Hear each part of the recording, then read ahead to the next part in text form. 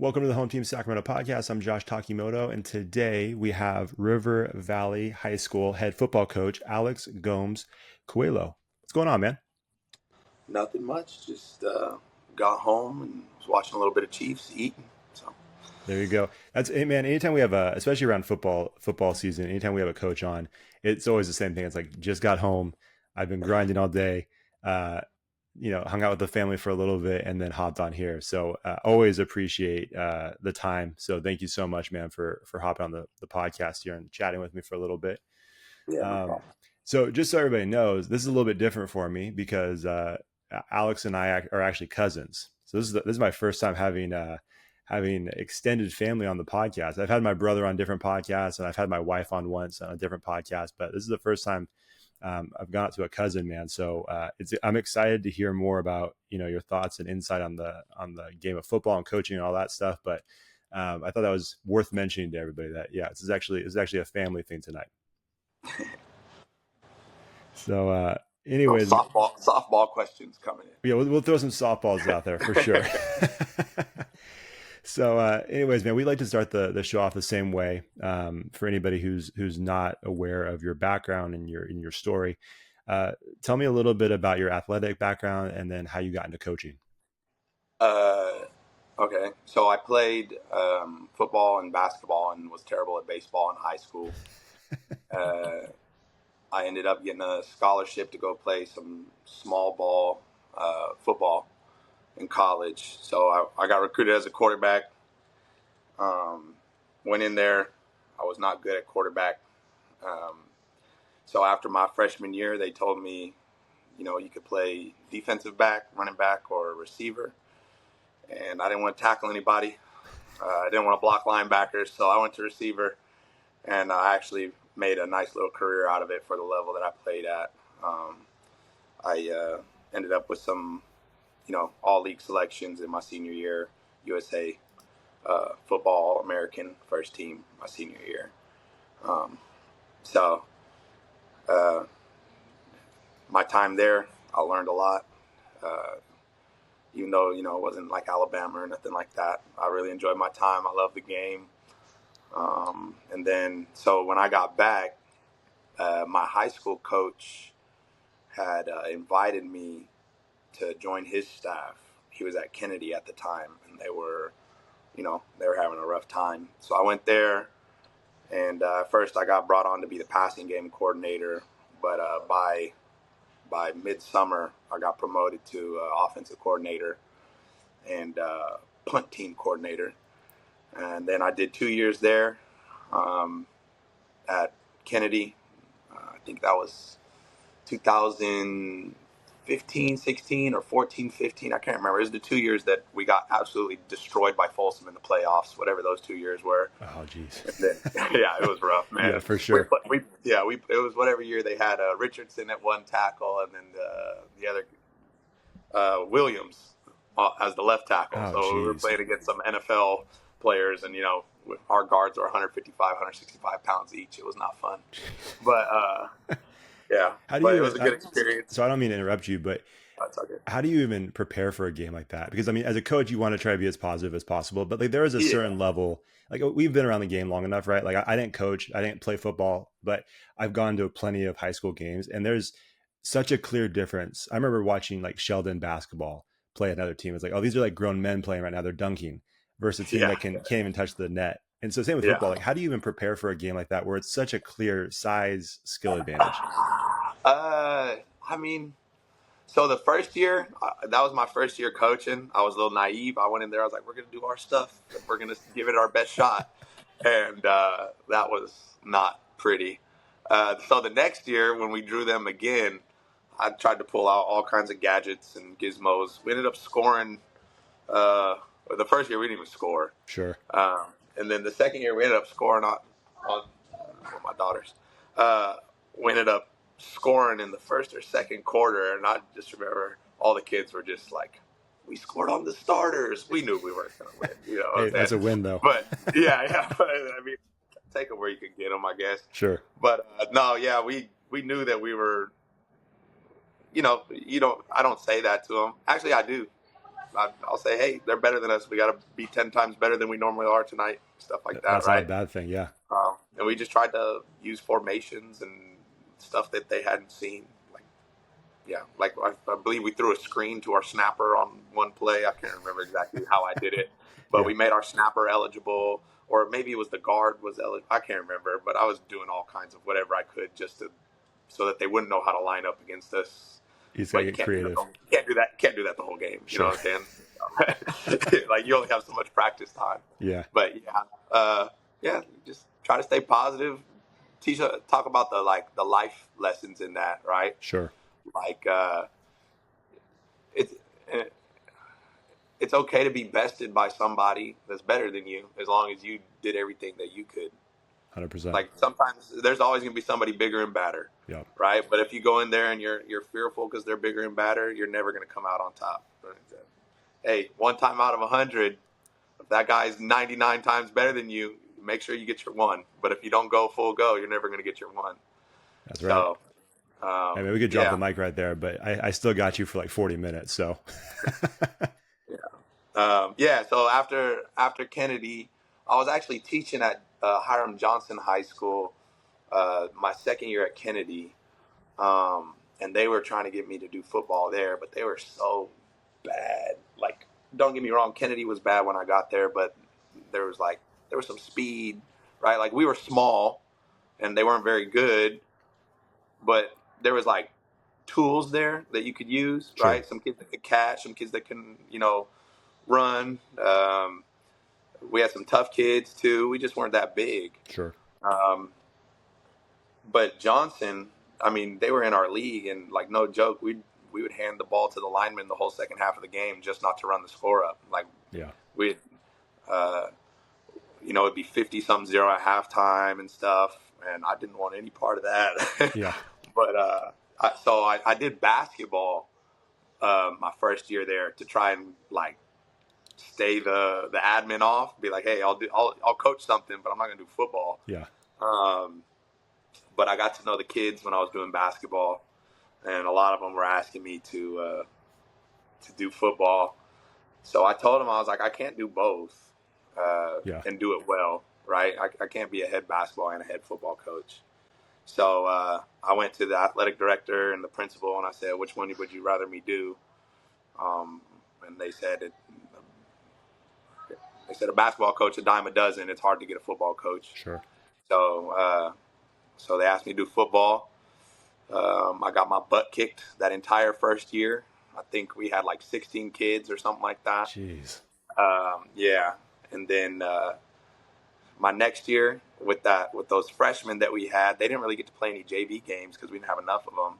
So they just practiced with us. So we had 16 kids from like sophomore to senior, and then we had a group of freshmen that basically just practiced with us and hung out the whole year and watched us get our butts whooped. And then that group, we pulled up everybody that could physically play the next year. And we ended up winning like 4 games or something like that the next year. And then those kids as juniors was the first time that we won the league. So we were really excited about that group. And then COVID hit the next year when they were seniors because we were excited. We thought we were going to repeat since we had we played one close game the entire year in league. Yeah. And then that was bringing everybody back, so we were feeling pretty good. Then we didn't even get to play a full game. And then so I finished out 3 more years at Johnson after that, I think. And then, I moved up to Yuba during COVID. And, I was doing 92 miles round trip for 3 years, 46 there, 46 back, leaving at 6 something a.m. to get to the morning lifts. And then, getting home at 8 o'clock. I wasn't seeing my daughters or anything like that during football season. Yeah.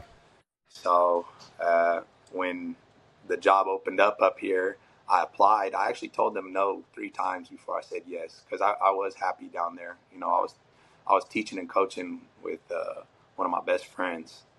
So we were sitting in an office together all day in PE, going to football practice together. It was a good situation. Yeah. But at the end of the day, family. Sure. So I knew the situation at River Valley when I got there. Um, I asked them to watch the team a little bit before I took the job, and I told them, I was like, there's a chance we don't win a game this year. And they Yeah. said, oh, we know. I said, okay. Yeah. So my first day after I said yes, there were 17 kids in the entire program. So freshman to senior, 17 kids. Jeez. And we were playing in I think it was a D2 league uh, with some heavy hitters. We had Intercom, Wood Creek, Roseville, Yeah. all those guys. So we took a licking all last year. Sure. But throughout the year, we actually were gaining numbers. So we went into the first week of this week. I think we started with 55 kids in the program. Wow. So we started off day one with a varsity and a freshman team, actually. Because of all that happened, we didn't get any freshmen in my first year there because of the whole video thing. Sure. And so I do have a dearth at the sophomore class. Yeah. We have about 8 in the program, but they're all kids that we convinced later to come out, Yeah. But we're running a freshman team, but not a lot of teams have freshman teams. So we're playing our freshmen against JVs because that's what the other teams are requesting. Yeah. But it's just cool that we have, from 17 last year, and then this year we're in the 50s or 60s right now. I can't remember. But, That's awesome. yeah, so my second year now at River Valley. That's a little long-winded, but yeah. So in short, played high school football at Miraloma, played 4 seasons at University of St. Mary in Kansas, and coached at Kennedy for 2 years, Johnson for 6 or 7, and this is my second year at River Valley. Yeah, no, I'm glad and thank you for running through all that, because I think it's important to know, because I mean you started off as a pretty young coach, and just hearing your story, and if we don't need to go into it right now, but if people aren't aware, the year before you got to River Valley, there was a pretty big social media scandal with some stuff that went on. I think Joe Davidson did an article or two about it. You guys can go check out. But um, just in your time coaching, you've already experienced a ton of stuff that some coaches maybe haven't, or maybe like they're coaches for 30, 40 years and they've experienced some of those things. You've done it in a much shorter time and some pretty difficult situations. Obviously going to Johnson, I think anybody around this area knows that for a while Johnson, it's never had a strong program, right? And then obviously with the current stuff going on at River Valley, those are some challenging situations, but you've seen growth and you've seen some success at those different things.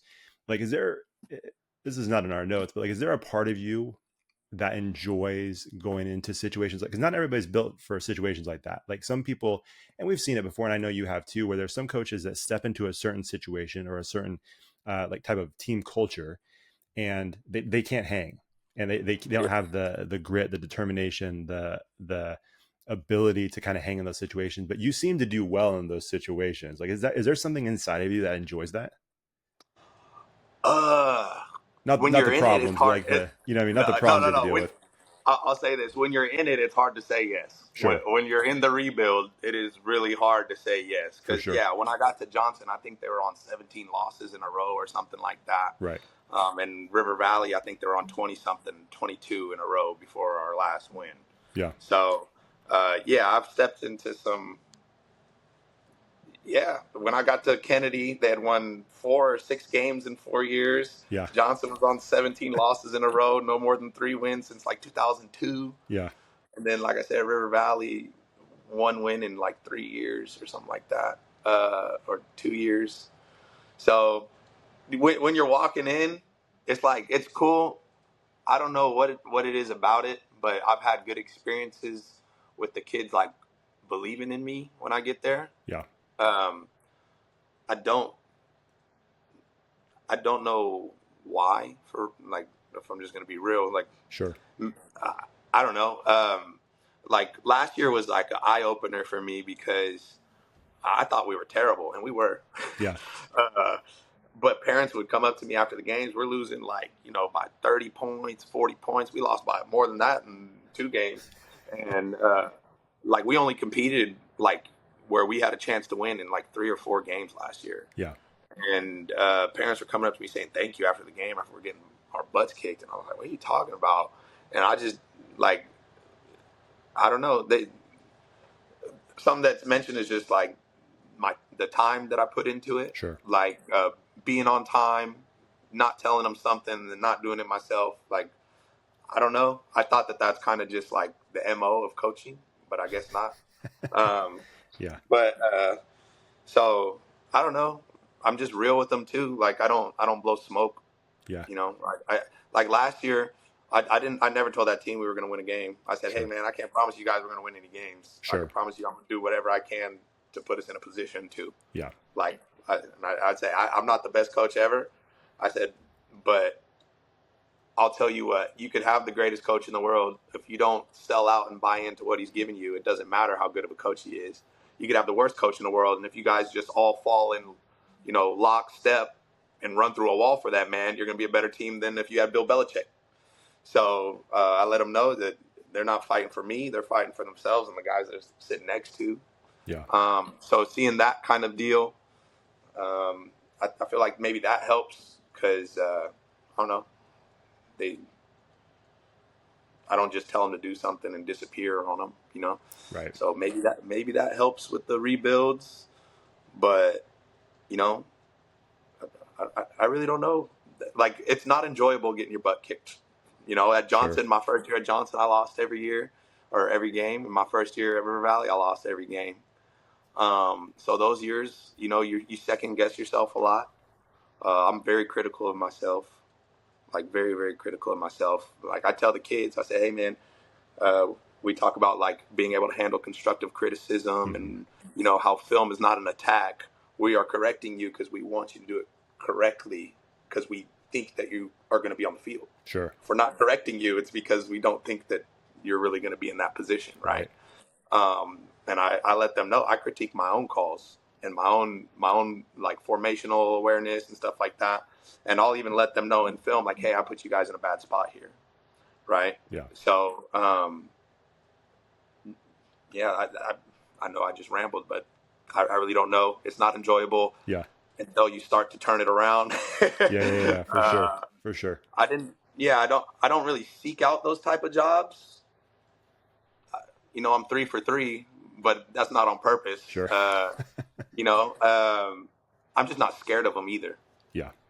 Some like a lot of people maybe because they have like bigger aspirations, like, oh, I want to go coach at the college level or the NFL level, and if I don't put up, say I was on this program that had a whole bunch of wins, blah blah blah, blah, then I'm never going to get that opportunity. I don't have those dreams or aspirations. Not that like a USC came knocking at my door offering me a big contract. I want to say no, Sure. but I know that that's not me, right? Yeah. So it's just I'm not afraid of it. Um, yeah, I would say that that's just the biggest deal. I'm not afraid of it. Like, I'm going to give it everything I got either way. Yeah. No, I love that, man.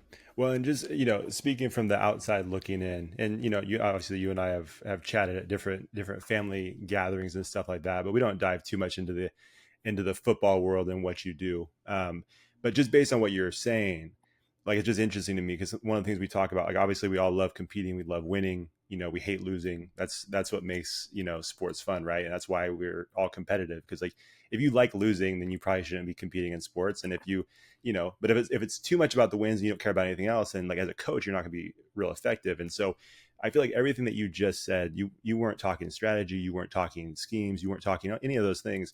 You were talking about, to me at least, it sounds like the impact on your athletes is the main thing. And you're in through your, like, modeling the behavior to them, you're showing them how to compete, win or lose, like you said. Even Kennedy and Folsom, doesn't matter, you got to compete. You're going to face people that are bigger, better, stronger. Doesn't give you an excuse not to compete. You still got to do it. And then you're, like you said, you're showing up on time, you're showing up early, you're putting the work in. And so I think for a lot of those programs, and again, this is no disrespect to any other coach out there, because I get coaching is difficult, but I think the problem is you have coaches that like the idea of taking over a program, but then once things start getting hard, then they start crumbling. And so they're teaching their athletes, like, hey, you got to be, stay determined, work hard, and then they can't do it themselves because it's a difficult situation. It seems as though what you're modeling for your athletes is the exact same thing that you're asking of them. And I think that's inspiring. And I think for the parents too, man, like you said, you have parents coming up to you, and I think it's because not all coaches are like that. Not all coaches are concerned about the well-being of the whole athlete. It's like, hey, if we have wins, great. If we have losses, I might be gone. It's like you're building up something, more important than that. At least from the, and I'm not just saying this because you're my cousin, but based on just what you're saying, man, it's like I get that sense from you, and I think that's why you're having such a great impact. To be honest with you, I appreciate that. Don't get me wrong, X's and O's matter, right? for Like you sure. gotta run something that's fundamentally sound. Right. Um, and we try to get as creative as we can, but yeah, I mean, like I said, uh, doesn't matter how good the scheme is or whatever. If the kids aren't in the correct technique and going all go, so Yeah. maybe. No. Well, and like I said, you gotta be good at the X's and O's too, obviously, because if you're not, then you're just basically a motivational speaker out there, which is great. Not gonna help them on the football field. You know what I mean? Yeah, They're still yeah, gonna get crushed out there. yeah. Yeah. So you're a teacher as well at the school that you coach at. Was that always part of your plan, like your life plan? Because I mean, we've talked a lot about on this podcast that like being a coach is awesome. You have a tremendous opportunity to impact the lives of athletes, but being a teacher coach, like you're around those dudes all the time. Like they can't escape, Coach Alex. Like, hey, we're at practice. Cool. I'll see you tomorrow for So is it social science you teach? This year, yeah. So, I checked the website. I did my research. it's a little sore subject, Uh but yeah, oh, we'll I'm cut back in the that. class. No, No, it's good. no, It's I'm good. kidding. Yeah, it's good. I actually have two credentials, and I was supposed to be doing PE, but there was a little switch that was made, so I'm doing social science I right gotcha. I gotcha. So that being said, though, like, so? I guess first part of the question was that your goal was to be a teacher and a coach, and then like, how important is it for you to be a teacher on the same campus that you're coaching? So I read that question when you put it in there, and that was actually one of the ones that stuck out to me because Yeah, I've never experienced anything different. I've always been on the campus of where I'm at, sure, um, except like I said, the second half of my time at Kennedy, I had taken a teaching job at Johnson, but I wasn't the head coach. sure, Um, so, um, and that was after the football season too. But sure, anyways, so I was doing. I've only experienced that. I've only been on campus. I've only been, where I'm at, except for the end of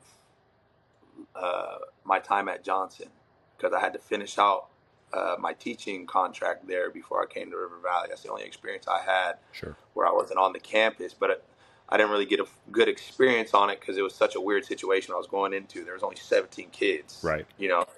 but I was literally I was trying to get as good a start as I could because I think I took the job in May, Yeah.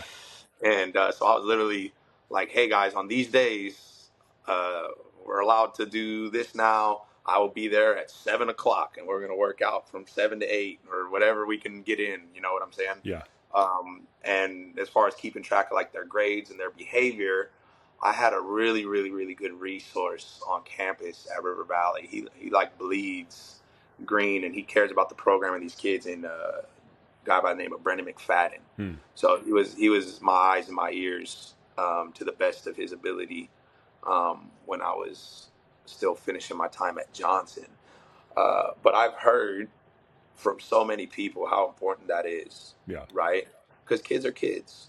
They're going to do some things that maybe they shouldn't do, Sure. right? They're going to have a little bit of trouble in this class. And you being right there and knowing their teachers and being able to talk to their teachers or the yard monitors, SRO, whatever it is, can make a big difference. And you just being there too provides a safe haven for some of the ones that maybe aren't, you know, the most popular or getting along with everybody in the quad. Um, or you're just like, no joke, my room at lunch is packed every day, Yeah. whether I like it or not. You know, and they're in there playing games on their phones and joking around and asking me for my food and everything. Like, get away! Yeah. But um, it's I've only heard how important it is, and I could see, with the stuff that I have to do, or I feel like I have to do, um, how being off campus would be such a hamstring Yeah. for a coach, right? Yeah. Because I do grade checks every week, and if a kid has an F or a D, depending on what the teacher wrote down, I'm talking to that teacher that day or the next day, Yeah. right? Um, or usually I try to get them to talk to him first, self-advocate. But if we're having Sure. issues, then, I got to go over there. Um, any kind of little riffraff, because like I said, they're kids. I hear about it, I'm handling it then and there at that day. And, Sure. things can escalate quickly, especially with young men, pumped full of testosterone. Sure. Um, not pumped full. We're not doing steroids. Sure. Um, but Yeah. yeah, not yet. My order's late. But Yeah. I think it's important, and they see you there every day. You're not just some guy coming off the street. They see you for multiple hours a day, on top of your practice. Yeah. So it's huge. Yeah. For sure. Well, and just talking about a coach's impact on the lives of the student athletes, like you look back at your playing days, and this was kind of a little bit of a different twist on the questions I gave you, but I'm curious, man, like as an athlete growing up, um, who was a coach that really had an impact on your life, who was the one that, you can remember, as a coach now, you say a certain phrase and like, dang, I'm saying it just like that coach used to say it, or what I'm saying, like that, those coaches that have that Yeah. impact that, just carry with us. Like who's that person for you? I had a lot, really. Like, That's coaches awesome. were huge. Yeah, they were huge parts of my life, and for different reasons. Like, even coaches that I butted heads with, like, I look back sometimes, I'm like, he was right, you know? Like, so, as far as like high school goes, and like if we're talking about basketball, Andrew Lincoln, I, I think he always kept it real.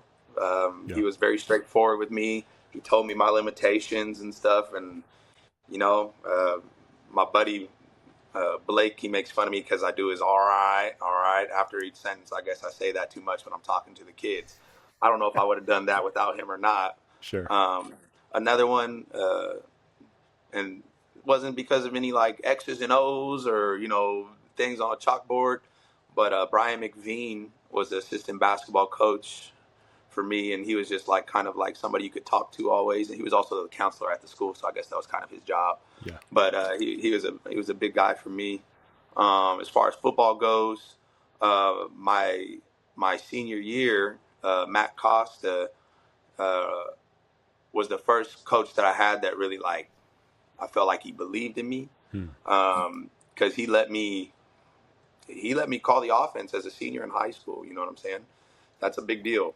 So, um, and he gave me all kinds of time. I spent more time at his house than I did at my own house my senior year. Really. Like really during football season, like I'd be at his house after school for hours. We'd watch film. Sometimes we just hang out, but Yeah. uh, no, like as far as like he showed me a lot to love, and he was the one who gave me my first job too. Yeah. And being a first time coach, I had never coached before. He also gave me an opportunity to. He let me run practices. He let me run offense I'd never coached before, Yeah. right? So I'm always going to be thankful for the opportunities that he gave me. In college, uh, I had a receiver coach. He played at Illinois, and people always try to check me on this. Look him up, Steve Mueller. Yeah. He was the first guy to be a Navy SEAL, a Green Beret, and a Marine. This Jeez. guy was a badass, right? And we Jeez. Googled him too. We were like, "You're lying." Yeah. We Yeah. Googled it, legit. You could go on Illinois' Wow. you can go on Illinois' X page. They have a post of him, and it's literally saying like, "Hey, old alumni, Steve Jeez. Mueller, the first to blah blah blah blah blah blah blah." That's And I was like, "All insane. right, coach." And so our school was by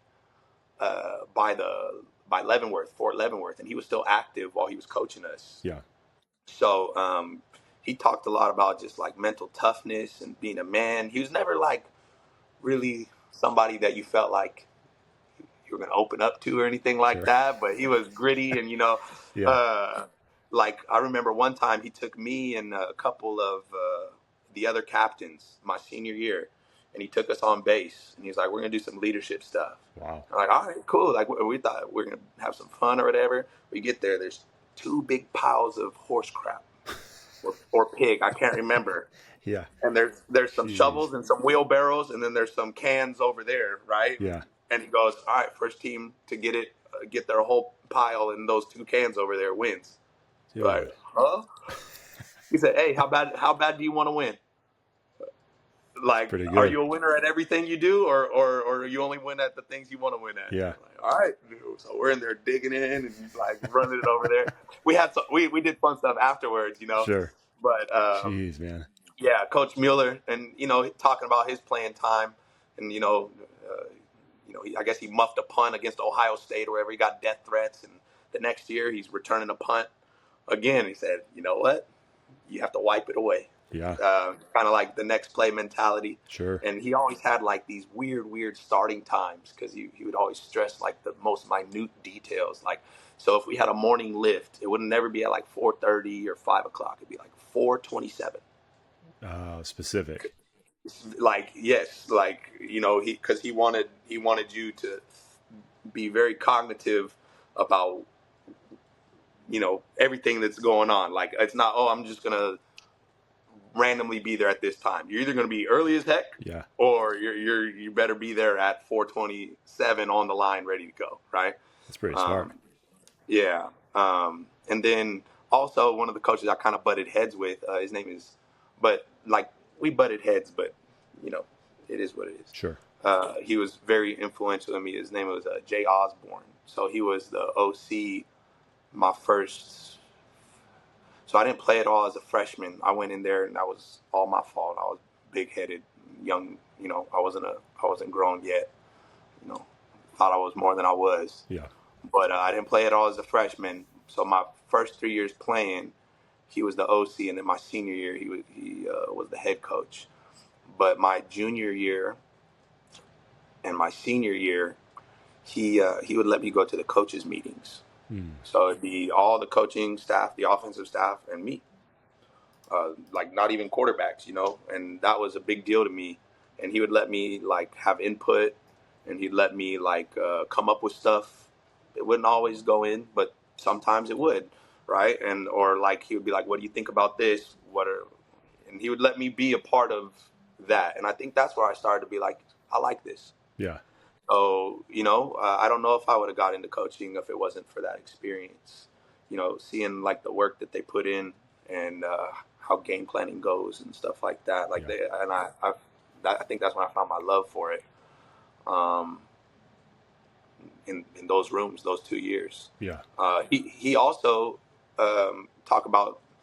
I can't say what his rule number one was, but he had this other. I'm serious. He'd get fired today for that rule. But Yeah.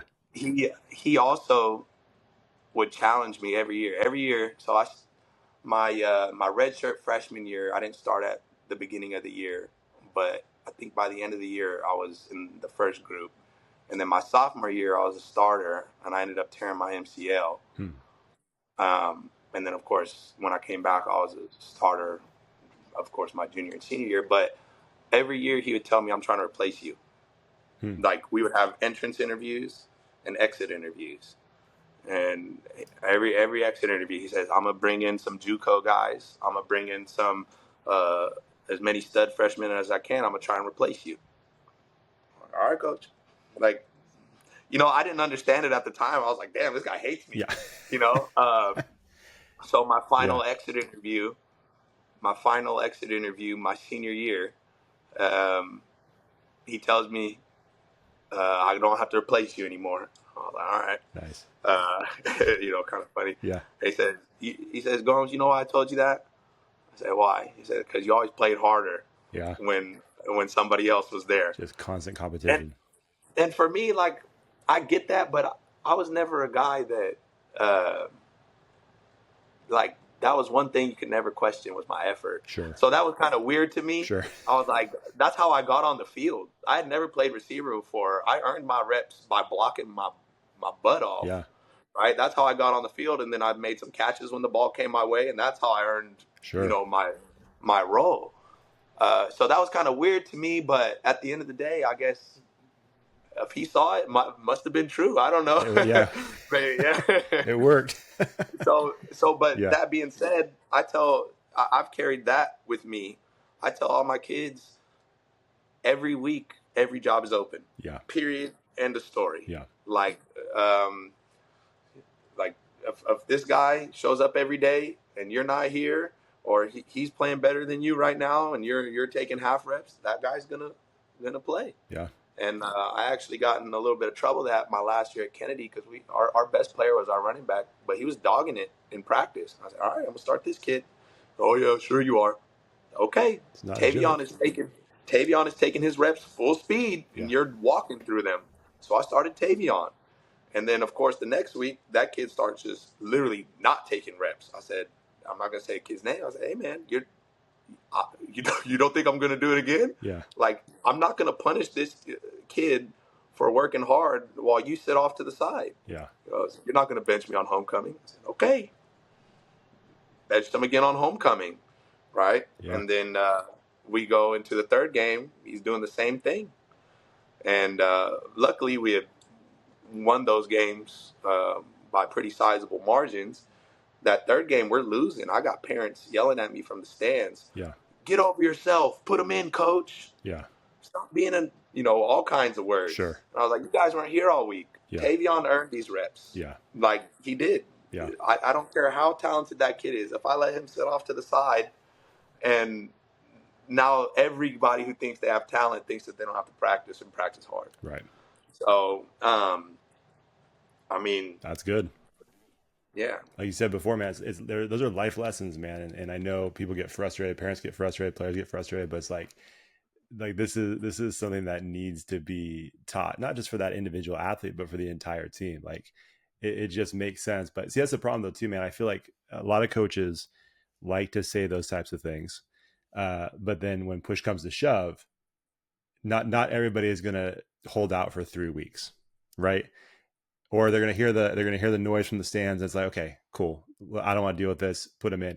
So like again, I think it goes back to what I was saying earlier, man. I think this is why you're having success in some of these difficult situations, is because you take a stand on those things and you don't bow down to the pressure that's all around you. I think it's important. That's why it works so well, I think. A skill that I've gotten as I've gone on. I used to be able to hear that stuff. I don't hear anything from the stands anymore. Sure. I don't know if that's just like self-preservation or what, but sometimes people say, you hear what they were saying? I'm like, no, I didn't, and I don't want to know. That's But, smart for sure. but yeah, I mean,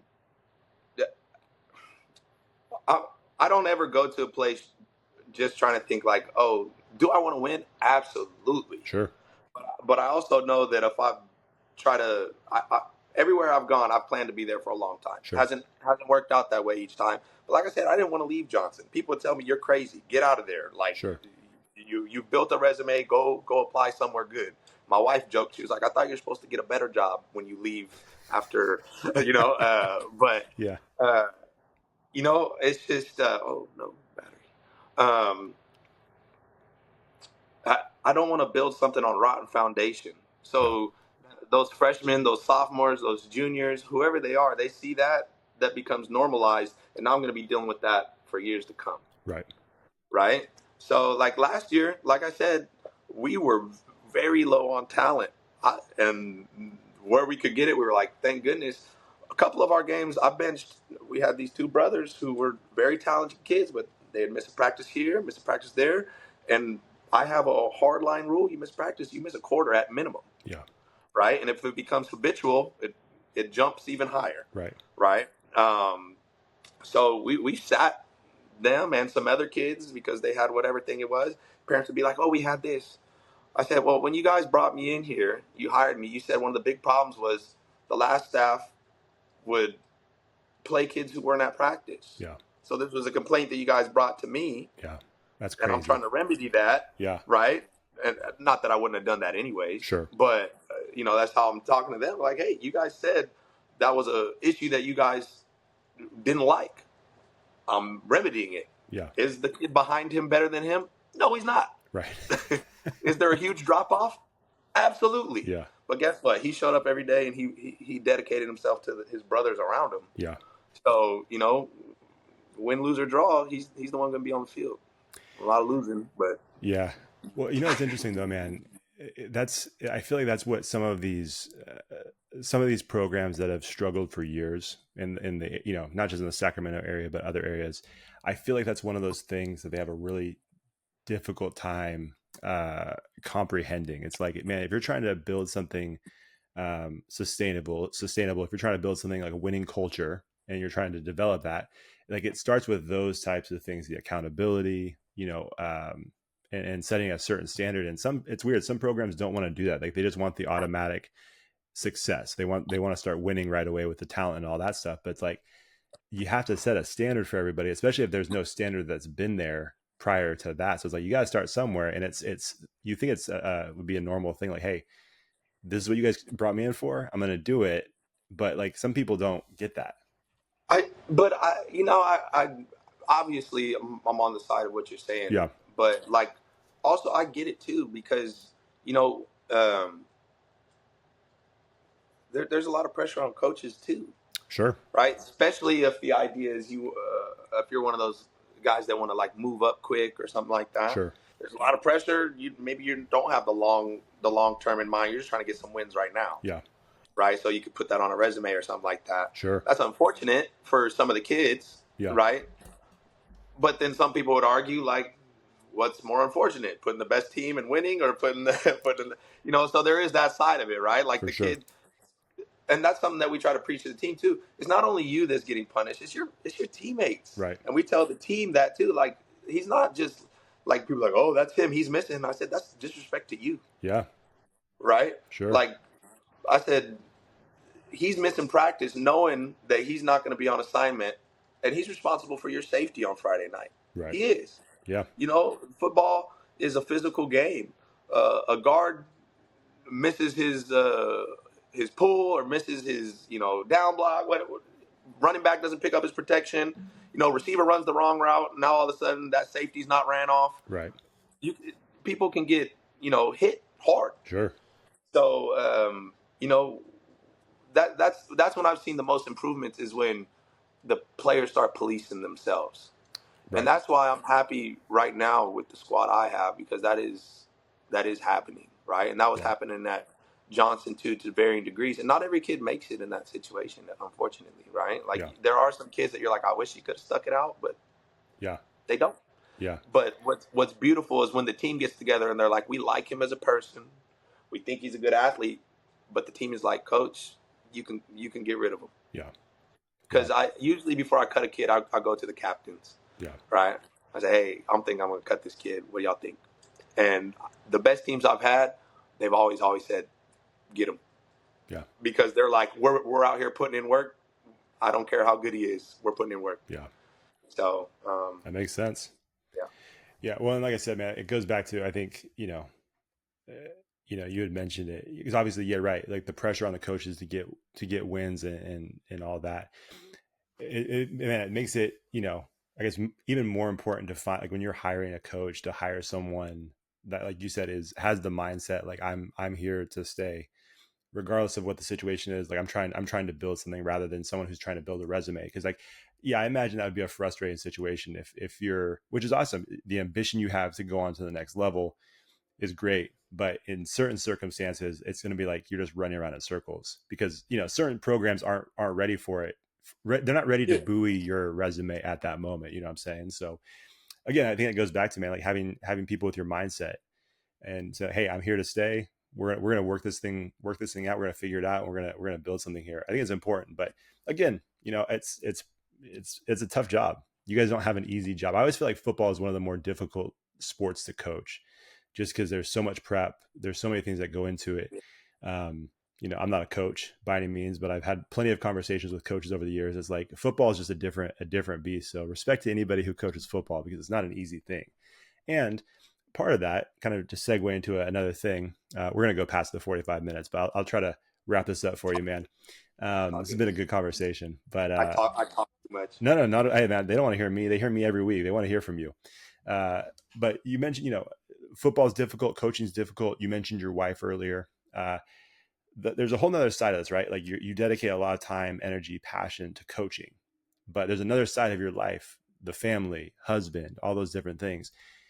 And I feel like coaching, especially once you get to like the high school age and above, or some of the travel stuff, it's a taxing thing on families, and it can be a difficult thing on someone's personal life because there's so much you have to do.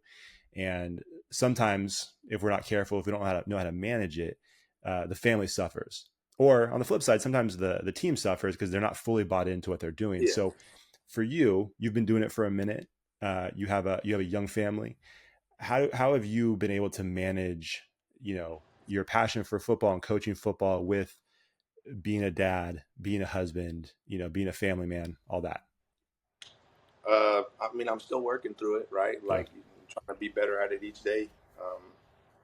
Just like coaching, trying to get better, trying to be a better dad and husband too. Um, Unfortunately, during football season, like I do miss time, yeah, right? Which is part of the reason why I made the move. It was a way I could steal another hour and a half a day, sure, right? Um, so now I get to go to you know parent teacher meetings, um, assuming that they're 6:30 or later. yeah, sure, But I get to go. I get to go to that stuff. I got to, you know, I could take off work and still get back to work yeah, if they have like a little field trip or something, sure, right? So I can just miss like a class. Whereas before, when I was at Johnson, I would have to take the whole day off yeah, because driving, crazy deal. So, um, just try to be happy with the time that I get. I try to dedicate as much of the weekends as I can during football season to my girls. So like they just started playing soccer. So I saw nice, their first little soccer game last weekend. nice, That was fun. Um, I go to their soccer practices after our football practice. yeah, And it's tough sometimes because you're tired, like you really are. Because I wake up in the morning before school, and I lift before I go to our morning lift yeah, because I used to try to lift with the team, but we have so many new kids and freshmen, and it's like you don't get me wrong, you got to help the seniors and juniors and the other kids with their techniques too. But the bigger the group got, and the more new bodies that there were, yeah, you're focusing on just like, hey, this is how you squat, this stuff. So I was sure, never able to get my work in. So now I go lift, and then I go to the lift, so that way I could just be coach at the lift, not like, good job, get my sure, reps. Um, yeah, uh, and that way, so I don't have to go after school too, because that steals time from right, my kids, right? And right. I'm not a morning person, Oh, so nice. You're making that some was one. sacrifices. Oh, I'm the best at sacrifices. And, no. uh, yeah, no, it's rough. A lot of caffeine. Sure, there you go. What's the go-to But caffeine? Coffee, energy drink? depending on if it's leg day, I take pre-workout because I need There that you go. juice. There you go. Whatever we have in the house. Yeah, And then as far as like just a normal day, I really like.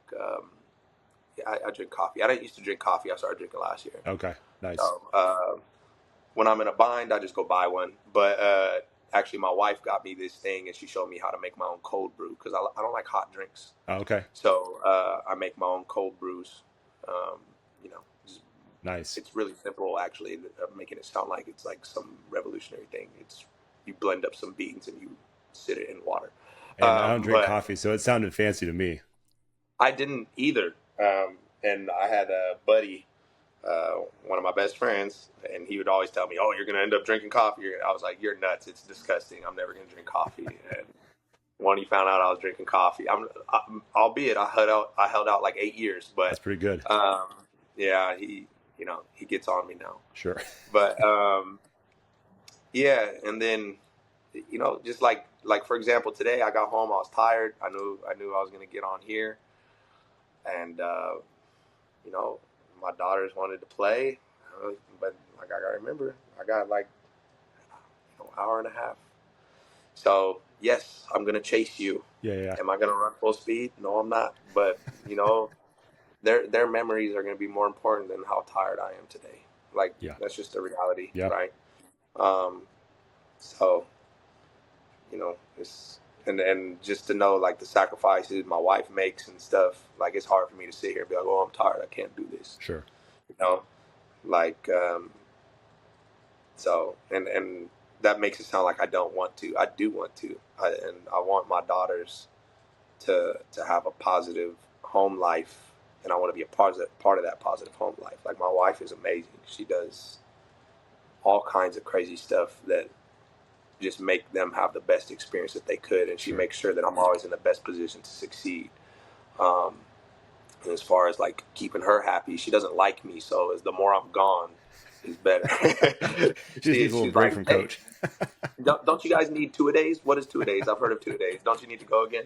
Yeah. Um, I'm joking, but That's awesome. just um, she writes me like little notes and stuff because she can tell when I had a rough practice or Sure. whatever. Sometimes in my lunch the next day there'll be a little note, Nice. like a positive one. Nice. She comes to before we moved up here. She came to every game, but sometimes those away games. I got 3 daughters, man. 5, 3, and 1, and Yeah, that's tough. a 7 o'clock game that starts in South Sac when you got to get back up here. They're the little one's bedtime is 7. Yeah. Yeah. It's yeah, so it's or not 7, but it's going to be bedtime by the time Right. Yeah, I got you. halftime. I Then got you're you. going to have to drive home an hour or whatever. Yeah. But so she does everything for me, and I feel like I don't do enough, to show her how much I appreciate, because I do know how much she does. But sometimes same deal. Like you're tired. She's like, "You want to go to a movie?" Like, yes, let's go. Let's go to the movie. Are you making it through the movie? Or are you falling You asleep? know what's crazy? I do. She doesn't. Oh. We went and saw Deadpool. I'm looking over. Yeah. She's snoring, Out. and I'm like, "You wanted to go," but yeah. I should have known when she brought a blanket. That's But a good, yeah, the first sign right there. Yeah. yeah, no, it's extremely supportive. Um, I mean, I don't have it all figured out, obviously, Yeah. like in coaching or in life. I'm just trying to get better. That's it, man. Yeah, another very long-winded answer from me. So Hey, like I said, man, that's why people want you on, or that's why they listen to this podcast, not to hear me ramble. They want to hear my guests, man. So, no, I appreciate that answer. That's a great answer, man. And I feel you on that. My wife is always thrilled on Tuesdays and Thursday nights when I record this podcast. She's like, perfect, a little break from hearing that clown talk. So I get it. But hey, man, I got you. Let me get you 2 more questions here, and then we'll get you out of here so you can get some sleep for this busy life that you've been kind of explaining to us right now. One of the questions that I love asking coaches and people that we have on this podcast, because it's called Home Team. Our whole goal is, we compete, we wear different uniforms, we compete for different schools, but at the end of the day, my thought is like we all want to win, but at the same time, if you have a heart and a mind to coach and you're trying to impact the community, impact young people's lives, then like we're all kind of a part of this home team, right? Like we're moving in the same direction. We kind of have the same mission, even though we are going to compete against each other on Friday nights. That being said, we do want to win, like I said. But when you're coaching, over your years of coaching, who is a coach that you think about where you love competing against them? Like when you see them across the field, that strategically X's and O's, that they're going to bring their very best team to the table, no matter what the skill level is. And yeah. then the same for you, like, coaching them, when you enter that week, you're like, okay, we've got this guy on Friday night. I've got to be my best version of my coaching self. Like, who is that person that you think of? So I mean, once again, probably a cheap answer, but there's a lot of great coaches, and Yeah, those good ones. I I look at them like I've had the pleasure of being on the same field of some some greats. Mm-hmm. So I mean, like Joe Catalico was Oh man. yeah, and then actually when I took the job at River Valley, he gave me a lot of his time. He reached out to me after I took the job. He was like, "Hey man, like tough job. If you need anything, let me know." I said, "Well, actually, Yeah. can I pick your brain for a minute?" Because I kind of look back. I never got to sit under somebody who just like, you know, Yeah. is that dude, like a Joe or Yeah. a Dave Humpers or anything like Sure. that, right? I was. I was just right into it, leading my first day, Right. right? Right. And so I know that I have deficiencies, and I want to learn what those are. Even like I know of some that I have, Yeah. but I also know that there's a blind side that I have deficiencies that I don't know, Sure. right? Sure. And I want to look at how the greats do things and pick up from them. And so Joe Catalico, he let me pick his brain for a few hours. I never coached against Dave Humphers, but I went to his camps when I was in high school. Yeah. He was on the board that hired me here. Oh, nice. And then so he reached out to me after I took the job too. And same deal. He said, if you ever need anything, I said, oh, I know you people say that, but I'm actually I'm gonna. gonna take you And up on he it. actually sat. Yeah, he actually sat down with me for like 4.5 hours one day. Wow. Just like anything I asked, he'd talk to me about it. That's huge. Yeah. Like I said, never got to coach against him, but man, I'm blanking right now. Coach at Wood Creek. Oh my God, I feel bad. He's gonna punch me next time he sees me. That's right. But running that flex bone, he runs a good, clean program, and his kids play hard. Yeah. Like not the, they're always ranked in the top because they're just like a military in how they run their stuff. It is tight, it is crisp, it is clean. Do they have good athletes? Absolutely. Do they have the best athletes in the area? No. Yeah. And the reason why they're able to do what they do is, I'm assuming, because of his expertise. Just disciplined. Right. Yeah. Yeah, discipline, and they run a scheme that makes sense, and they live and die by it. Right. Sure. I think every defensive coordinator you ever talk to, ask them about the flex bone, and they're gonna cuss you out. But another one is uh, Coach Heff. So he was at Burbank when I Yeah. was at Kennedy. Um, Once again, another flex bone guy. Yeah. But as far as like a guy who's gone into some like rougher areas Mm-hmm. and got good programs rolling, I mean, it helps that he has that one population that follows him wherever they go. They're kind of good at football. Yeah. Yeah. But that people gonna have good athletes and not get it done. Yeah. And so he goes places and he runs phenomenal programs. Yeah. And there's a reason why people want to play for him, Right. right? So as far as I don't even know who the coach was, but I coached against Bradshaw Christian one year, Mm. and I just really liked what they were doing. Sure. Because they weren't the most athletic. Yeah. They weren't the biggest. Like, you look at them, you'd be like, oh, okay, but you know what? They were a team. They played like a family, and they busted their butt together. So I know that comes from the coaching tree. Sure. Unfortunately, I don't know the gentleman's name. That was my first year coaching, so I was just bright eyes. I Right. just didn't know what was going on. I just recognized that they know what they're doing over there. Yeah. Right. For sure. I mean, and then of course Troy Taylor. Sure. Like the two times that he bent me over. Yeah. Yeah. But Yeah. yeah. So that was fun to watch afterwards on film, just like the intricacies of what they were doing, even though they weren't opening it all up against us. But like Right. film, I would go back and watch their film of the scout that we got from them. Yeah. Just like watching what they were doing against teams that were more their level. Sure. Just trying to pick anything I could. That was another thing when I took the job at River Valley. They had all the film from when Dave Humphers was the coach there. Yeah. So I went back and I watched every game that he coached at River Valley. Wow. Just looking at it, and I still haven't deleted them. It's taken up a lot of my huddle drive. But just because, like I have such a good database there, even though I don't run the wing T. Sure. Like, just if you can't learn something from that, take one thing away, and I don't know what to say. Yeah. But there's just so many great coaches. But yeah, Joe Heff. I'm blanking on coach from Wood Creek, man. I can't remember it either.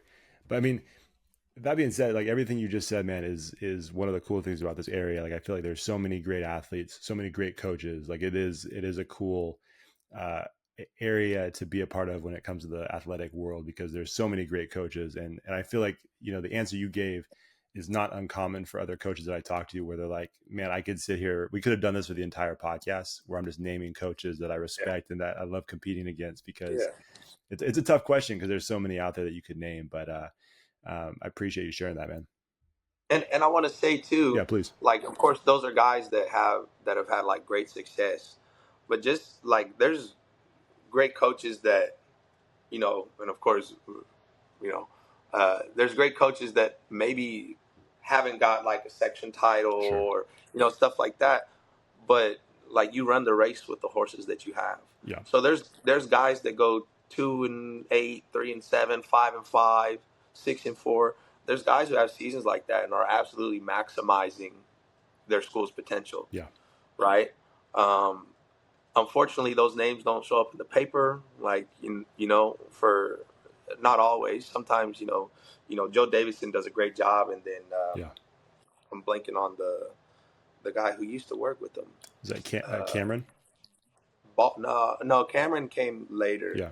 Um, he I don't want to say he quit, but he moved on. He's working for the state right now. Bald guy, Patrick. Oh, I have no idea. Yeah, he always gave us a lot of love at Johnson. Yeah. But so like there are coaches who are absolutely, masters of their craft. They just don't get, they haven't been afforded an opportunity where they have the horses that match what they got going on Right. up here, right? Sure. So, and I'm sure I've coached against them. I've had, a lot of guys that I've seen. It's like you watch them in like a scrimmage or whatever, and you're like, hey man, you're like 7 guys short, but somehow you're competing, For sure. uh, you know, so just throwing that out there.